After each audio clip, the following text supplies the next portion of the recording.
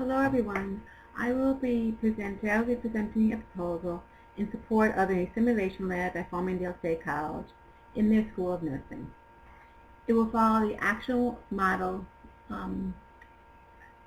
with high-fidelity simulation. Utilization of high-fidelity simulation to enhance critical thinking in nursing students.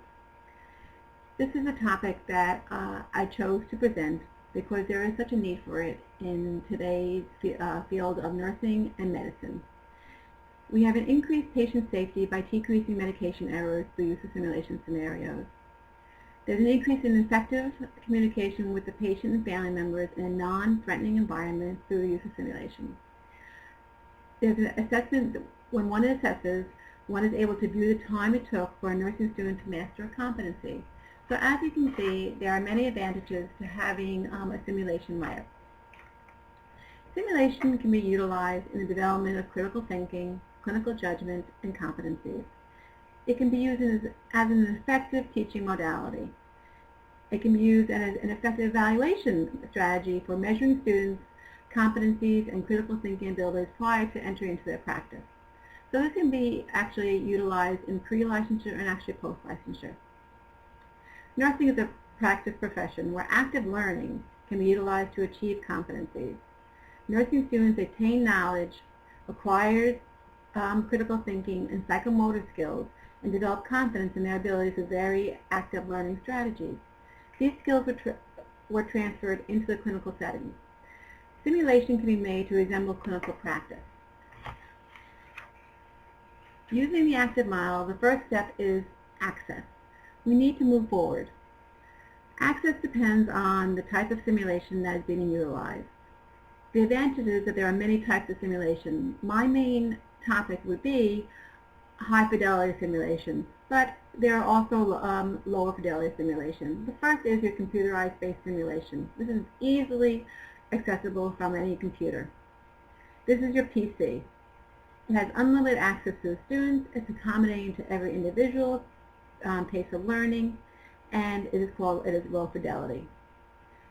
Then you have also virtual patients, human patient simulators, integrated models.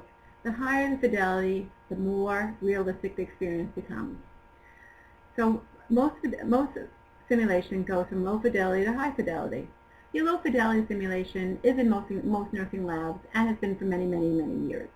This is such things as mannequins used for introducing simple early psychomotor skills in the nursing field. Then you have your medium integration, which is you simulate that are more realistic. These are mannequins that have potential to able to listen to heart sounds and breath sounds. So we use this a lot. It's more advanced than your low fidelity simulation. Now the high fidelity simulation really is the most realistic for your patient scenarios. It stimulates both in appearance and response and includes virtual reality systems. So this is real life in a practice environment. And this is the field, this is the area that I think most schools are going to, and most nursing programs do have simulation labs. So it really has become an essential technology that is needed throughout the field of nursing and medicine. As we know, simulation started so many years ago, back with aviation. So it has come a long way, and now it is used almost as an everyday practice in the nursing field. High fidelity simulation has its advantages. Okay, the advantages for teaching is you have continuous feedback. Team training allows learners to pace themselves. Team training allows team collaboration, it allows communication, it's an interdisciplinary model, and it really shows patient-centered care. You can also have team train. The high fidelity simulation provides students with a means of deliberate practice and allows refinement of performance through the error correction and repetition without the risk to patients. So what we have is we have repetitive practice. It's a form of pacing. So, and then we have the standardization of curriculums. The same scenarios can be presented to all learners. So that means that when you have a patient in congestive heart failure, that scenario can be presented over and over again to many groups of students. And where in the hospital situation, this cannot really take place because you have so many different patients that have different diagnoses. So simulation reduces training variability and increases standardization. Then you have no direct risk for patients, meaning that you're in the safe environment, yet you are providing care that optimizes that student learning environment. Then we also have reflective learning. Reflective learning is important after a scenario is given and the nurses practice, we debrief.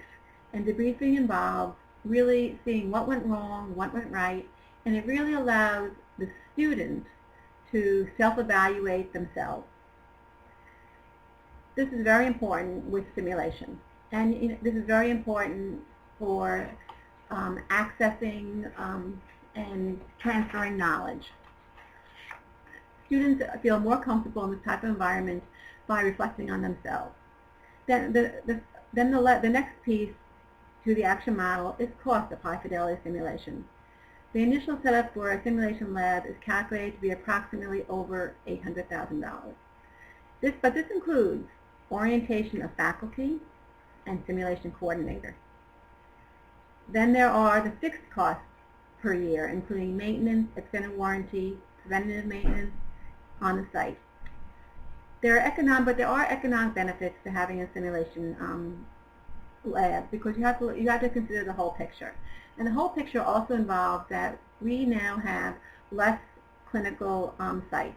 There are less clinical sites and more clinical sites are charging fees when students come in. So the healthcare system has really been challenging in that in order for us to make up that time and make up that clinical time, we need another avenue. And this avenue is, in most nursing programs, a simulation lab. The simulation lab also includes a soundproof observation room offering audio recording and video regarding capabilities. Simulation rooms are designed to replicate a hospital so that the faculty are able to control simulation out of view of the participants. Thinking on the avenue of cost, we really need to stress that less clinical sites are available to students. Simulation labs can take place of clinical time and they're innovative, a new way of teaching. And I think more and more nursing schools have to realize this. Then we have the teaching learning piece. Simulated experience provides nursing students with the opportunity to care for multiple patients while prioritizing care, delegating tasks to team members, and utilizing their critical thinking skills. Simulates caring for a realistic patient assignment. Encourage student-centered learning, transfer of knowledge. It also encourages group activity, which is what we want. We want that collaboration effect. High fidelity engages students in psychomotor, cognitive, and affective domains. Simulation scenes also, scenarios that also include your basic low fidelity simulation and so many different forms of technology. This includes assessing medical records, electronic medical records, your IV pumps, your EKG monitoring, and medication administration.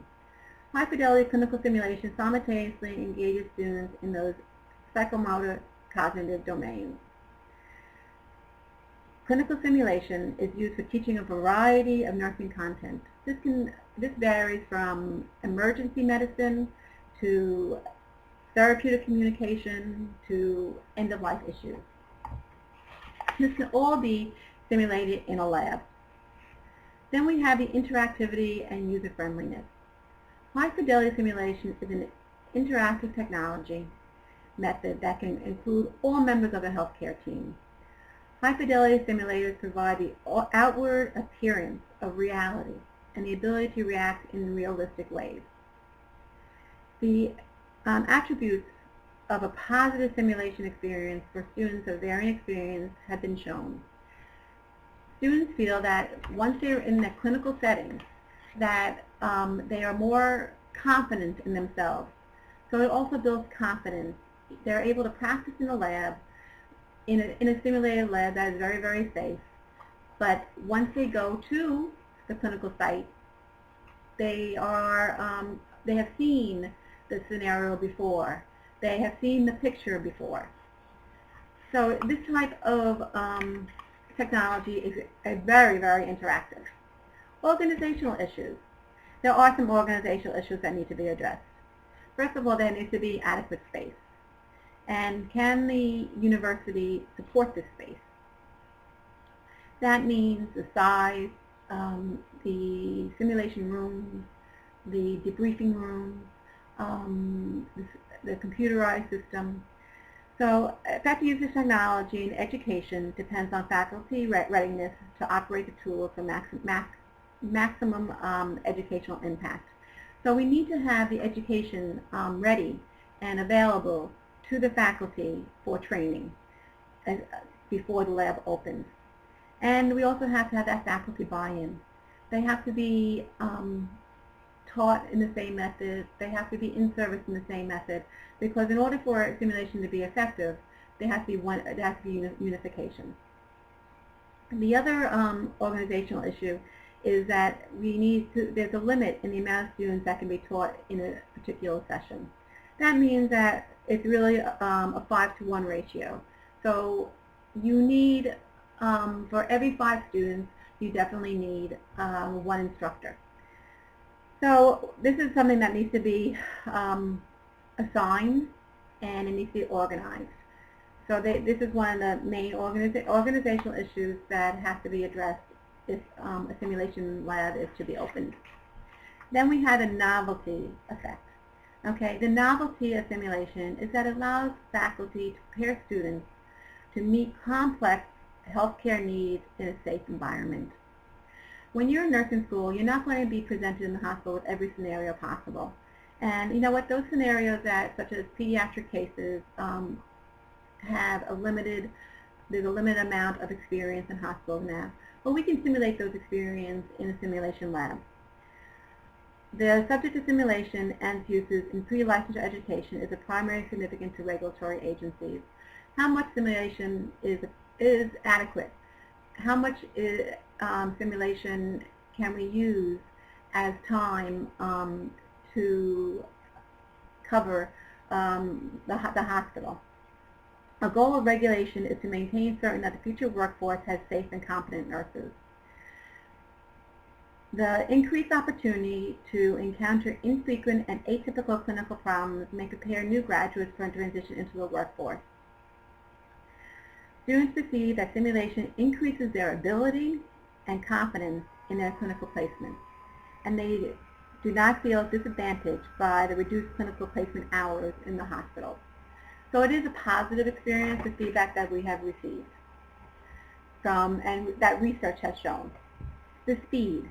Building one's bank of scenarios takes time and revision. It needs to be made that all scenarios are evidence-based on evidence-based practice. So these scenarios have to be looked at on at least a yearly basis to maintain best practice. This form of technology is timely, meaning that, yes, it does take time. There's a lot involved between the scenarios and the debriefing. But this also includes if you're taking care of patients in a hospital in a clinical setting, it's very timely. The higher the level of simulation, the more complex and the more time is needed. Simulation integrates learning and forces students to anticipate potential problems. Despite the fact that simulation is widely accepted as an educational tool, little research has examined the role of simulation in pre-licensure nursing education in relation to clinical experience. So we still have to do research in how much clinical time can be taken away and be replaced with simulation. This is ongoing. We have to abide by our regulatory rules in our nursing programs. But simulation is in the forefront, and it definitely plays a positive effect on transferring knowledge and patient safety. That completes my presentation on the need for simulation in the healthcare environment, and especially in nursing labs.